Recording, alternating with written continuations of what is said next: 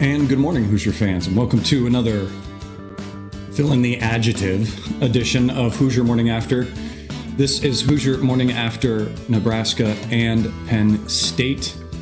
In these two collective games, Indiana goes on to be defeated first by Nebraska 70-85, and then to Penn State yesterday 74-83, taking the record for IU right now to 14-13 on the season, 6-10 in the BigTen, a 4-game losing streak currently on the docket for IU.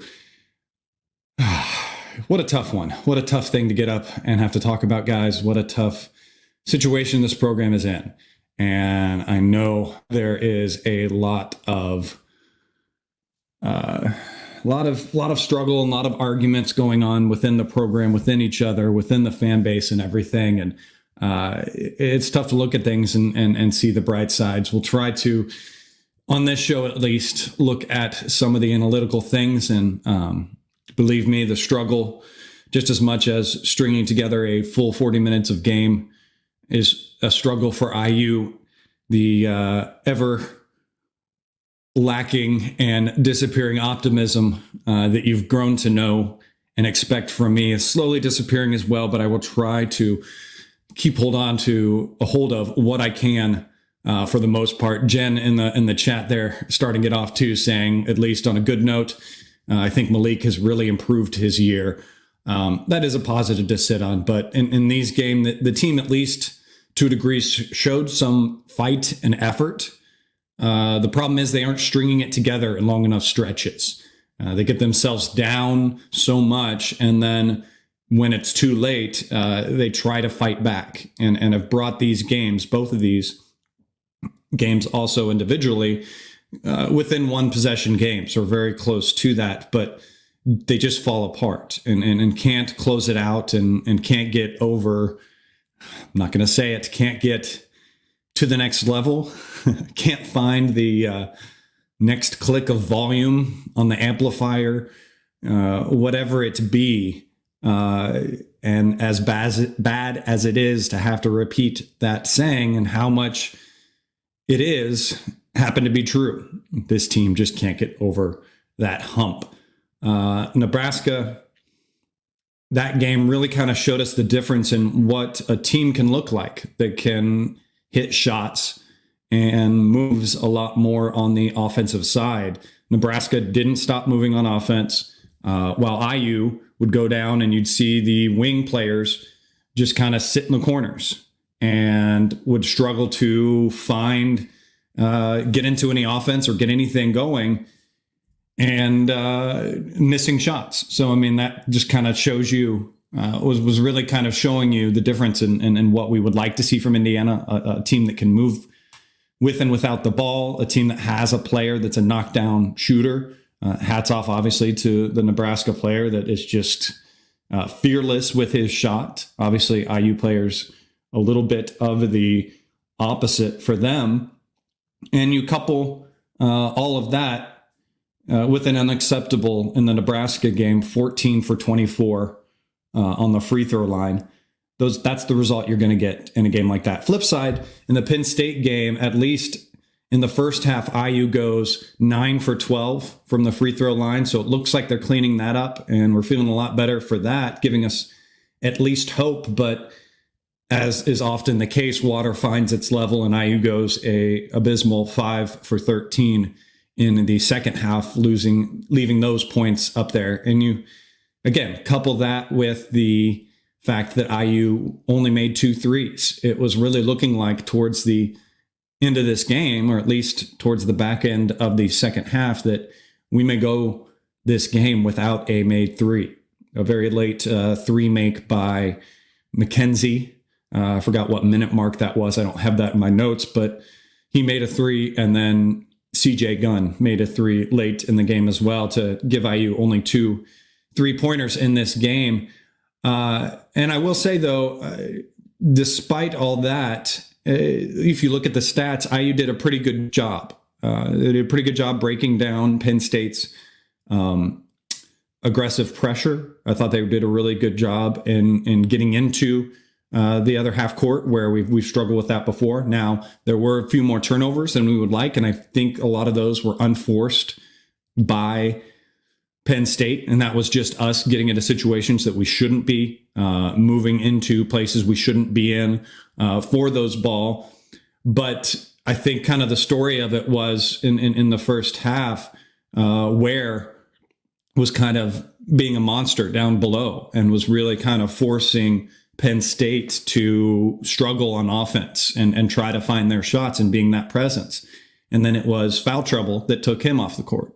And I would also point towards where it kind of started to fall apart was when Cups also went out. When we lost those two guys in the first half, that was where the struggles began for IU. Not saying, obviously, that we would miss, per se, Cups's offensive contributions in those situations. I think it was more of his defensive presence in what he was doing and just getting IU into their offensive sets the right way is why we lost him. But again, Ware set us up with a good, strong first half, and then kind of Malik took that over in the second half. Malik scored 17 of his fantastic 27 in the second half, but they were really kind of the only option for IU, and that was really kind of the only spot you saw IU going to in these games. So these are the outcomes you saw in this game. Thank you for being with us. Thank you for being with me. Martha may pop in here at some point in this show. I'm your host, Chad Schwarzkopf. It's always a struggle to get things going in these games, get these shows going. In life, you like to have hobbies. You have hobbies, you have situations that bring you joy, that distract you from the mundrums of your normal day life. And I consider this show and IU basketball to be one of my major hobbies. And it's tough when your hobby is going so bad like this. But hey, I'm still here with you. We'll still talk it out. I appreciate you guys in the chat as well, trying to at least be constructive and not talk too much. But it is what it is. The negatives are what they are. And this team is just maybe just a bad fit with each other. There was a great moment in the game. I point you towards Twitter. Ant Wright clipped this moment, so I'm happy that he was able to capture it and posted it. But these teams just struggle to get into things sometimes. The communications, the gelling, I think, is where we struggle to see. And part of that is possibly personnel, but possibly also the coaching staff not finding things that get them into rhythm. We've seen some good rhythm from them. When Trey can do his little curl screens and his two-man game and everything, but we just don't see it stretched out in 40 minutes. That moment I'm speaking of was a moment where Trey is calling out a play, and then he begins to roll to the right side, and Mackenzie comes up to the high point of the key, and Ware starts to dive down.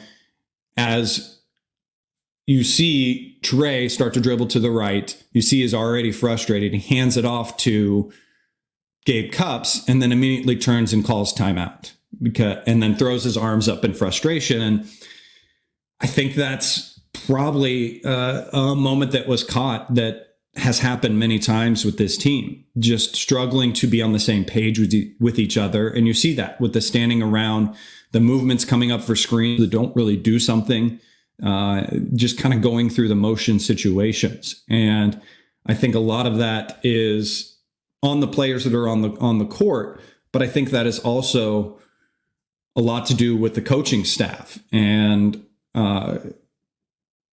it was very telling in the post-game show or press conference. Woodson comes out obviously late to the table yet again, as we've kind of seen recently, and says, and I quote, "I'm not happy with how I coach this team. I think I can make any team, I can take any team and win with it. I won't blame my players. I will always put it on Coach Woodson." Well, I'm sorry, you've blamed your players before, Coach. So sorry, that last statement does not hold true. But at least he is seeing this now. Now we will see how much he is able to act on that, and how much he is able to react to that, because we have only recently seen him come to the table on playing McKenzie at the 4 and playing more of a smaller lineup, but we haven't seen that to the degree to which we obviously see IU needs to do.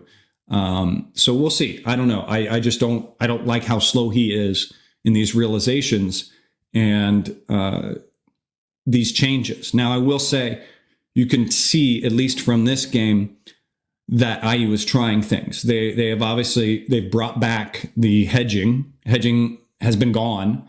The high hedge, obviously, if you remember last year, was a last year and the year before, I would say, has been something that's been a bit of frustration for IU. And I think it helped to a degree in the first half, and it really threw the guards of Penn State for a loop. And Ware, with his length and his ability to move laterally, did help definitely in the first half, and made them scramble to try to get things going. However, Penn State countered that well, and their coaching staff in game made some great changes, some great in-game adjustments, and kind of went to a pick and pop situation that then again shows a shortcoming from this coaching staff, that they didn't do any changes as well. We weren't able to adjust to that, and just an overall stubbornness you see from this staff to go with the game plan. And it's only the one moment, obviously, rears its head to IU earlier in the season when we switched to that zone and won. I forgot which game that is. Maybe someone in chat remembers exactly what it is, but that's the only real true strong in-game adjustment that I remember seeing that the coaching staff did. Now, we've had other games where we have made adjustments, but I feel like they've been foul issued, where we've had to go a little bit smaller, but that's been because of foul trouble. It's been a forced hand kind of adjustment in the game. And those games, it did go well for IU in those situations. Leo, for me, I like the minutes that he gives IU, but he just kind of continues to be, to a degree, a microcosm of this team. And I don't mean to bash Leo at all, because again, I'm a hometown kid myself. I went to Bloomington South as well. And it's great to see him on there and see him stick with this team and the effort and everything. He's giving everything he can out there. But we got to come to the realization on a IU team that is skilled and is doing the things that we want them to do. He is not seeing as much minutes as he is. He may see some minutes. He may get in there every so often just to kind of be that speller or that person that kind of does the hustle things. But for me right now, it is those minutes that he gives us. He shows the lack of effort, the lack of clicking on that extra little switch or that little extra oomph of effort out of the players that are on the field. It was a specific time in the game where on a missed basket, a lot of the other players, including on Penn State, were just ball watching, and IU as well, as we have for rebounds, was ball watching as well. And I remember seeing Leo come running in from about the free throw line and go get the ball, go attack the ball, attack the rim, and go get it. And I applaud him for that. And I applaud him for doing that. And I want to see that more from a lot of other players. I think you get that a few times from Cups. Cups may just be worn out for all the run that he's doing and have a lot on his head as a freshman to figure out as he goes through this game. But I want to see more players be crashing the glass like that and really going after it. And we've had games where they have. And we've had games like this where they kind of sit and ball watch and everything. Something that I do want to point out, and I think it kind of shows in this game, I talked about the 3-point attempts in this game, and it looked like we were going to go with 3-pointer. How many attempts, did we have in this game? We finished with 15 3-point attempts, just 2 makes, like I said. If you kind of look at CJ Gunn in this game, CJ Gunn got a little bit more of play than he has recently in this game. A lot of that because of the foul trouble that Cupps had. And he had moments where you saw he was open and he could shoot the ball, and he passes those up. There was one in specific where he easily could have taken that three. He shot fakes, dribbles, 2-3 dribbles for a long two and missed that. To me, that is not a player that is passing up those shots on purpose for himself. I want him to take those shots. For me, that is a player that's been told by the team, by the coaching staff, that attacking the rim is more important. I don't think they are saying exactly to him, don't take that shot, don't shoot threes. But I think they are emphasizing getting to the rim so much more that is how they take it, that is how they are approaching it. And I wish they would set him free a little bit more, because I like his tenacity on defense, and I want him to take that shot, because you get some confidence out of that kid, and I think he can hit down quite a few. So again, I don't think it's to a degree a lack of IU being able to make threes. While it is, I mean, that's part of it. I'm not dismissing it completely. But there are players on there that should be able to make threes. And at least CJ, and we already know Mackenzie has a good 3-point percentage. But I think it's just not emphasized. That situation is just not emphasized for them to try to get those. It's more of attacking. It's more of that old school NBA that Woodson's bringing, and getting it to, I mean, as bad as it is to argue or say, to IU's most efficient and best players in Ware and Malik down below.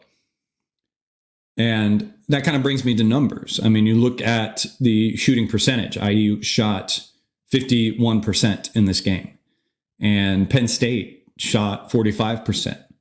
There are a lot of this season where you look at the stats, and it is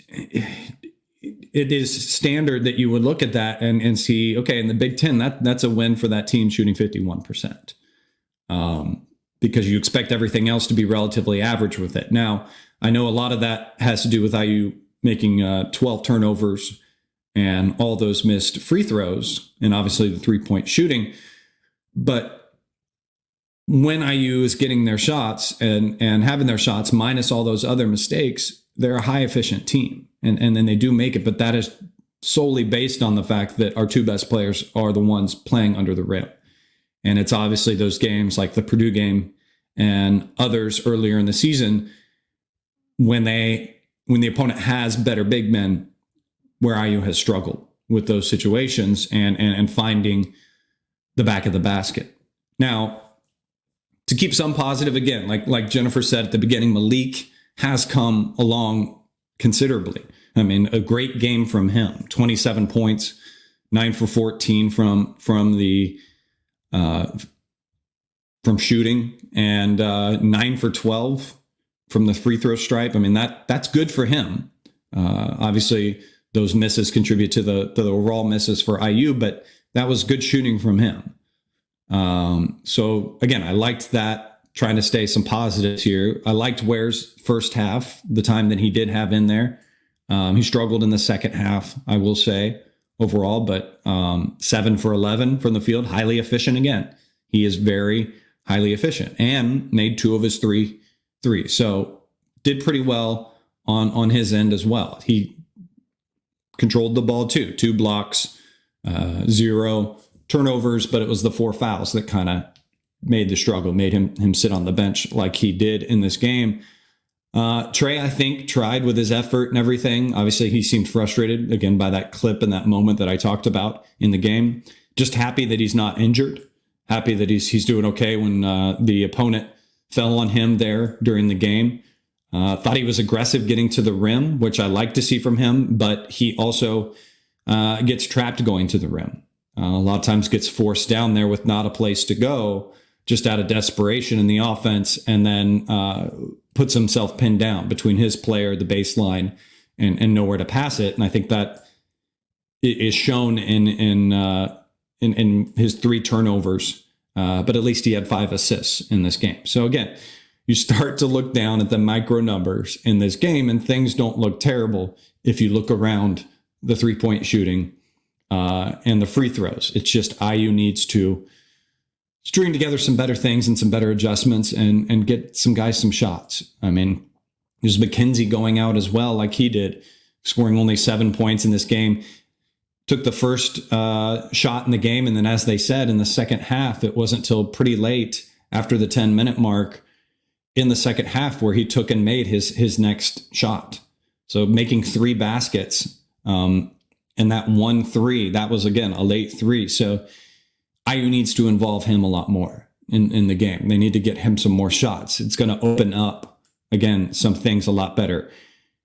Since IU has players in Ware and Malik that are so efficient underneath and can at least try to battle and get you some offense to be in the hunt for a game, you've got to have guys on the outside that are going to help counter that and help pull away some pressure. Because towards the end of the game, you could see Penn State just collapse in on it. And to his credit, Malik was able to force through and make shots with that pressure and under that pressure and adjust. He didn't really get to his normal little trailing left hook that he normally would. A couple times he was pushed a little bit farther out with that hook, and he still made it just from sheer skill that he has with that kind of shot and that move. But I still will argue with him that he gets too tunnel visioned and needs to find players to kick out to, because again, that is definitely a situation of I scratch your back, you scratch mine. If I can pass it out to you and you can make a shot or two, now your defender is not going to make it harder for me and dig down on me when I'm trying to get to the hoop because they have to stay out with you. Again, I'm not a coach, and I can see that. Just keep McKenzie over there ready to receive the kick out from him, and he can make those threes and take that shot. So I don't know.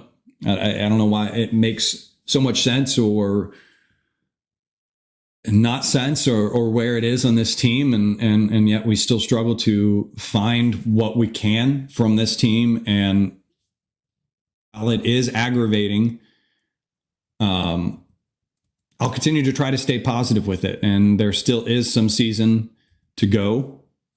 There is still some opportunities to find some wins. There still is some opportunities to struggle as well. IU's next game coming up is against Wisconsin. It's on Tuesday. It's a 7 p.m. game. So IU has a little bit of time the weekend to figure some things out. Now, they didn't do much with that week-long break they had before, but we at least have a few days. We'll be back at home. So I hope we can get that win. We can figure some things out. Get some guys healthy. Maybe X is back at that point. Don't know what kind of shape after how many times he's been banged up in this season. That is going to contribute or help things for IU, but it's just a tough time for us as Hoosier Nation, and you can hear it in my voice. I will struggle still to always be positive for you guys. So at least I thank you for being here with me. We'll wrap this one up for now.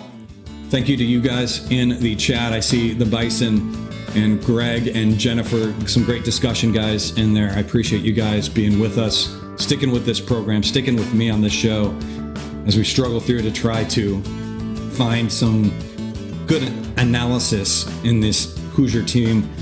Hopefully find some answers and hopefully at least gain some therapy, gain some closures that we can move on to the next game and at least be ready there to cheer this team on for the next one. Thanks for being with me. You can follow me on Twitter at General Chadwick. There you'll know when we're going to go live and everything. Martha will hopefully be with me on the next one. Until then, guys, go out there, have yourself a wonderful day, and let's go Hoosiers.